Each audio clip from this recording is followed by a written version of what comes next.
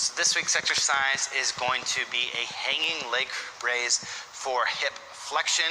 The main muscle here we're thinking about is that psoas, but all of the hip flexors, the iliopsoas, even the rec fem and whatnot are going to come into play here.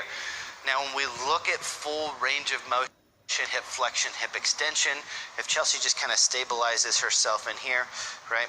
Hip flexion, full hip flexion is actually going to exist in this rotated movement. So it's not just this way, it's actually, as she comes up, it's actually kind of bringing this way, right? So as she goes through this motion, what she's actually going to do is she's going to come up with her legs a little wide and then end up pulling into this. And that will naturally happen once you get really good at kind of like utilizing your psoas.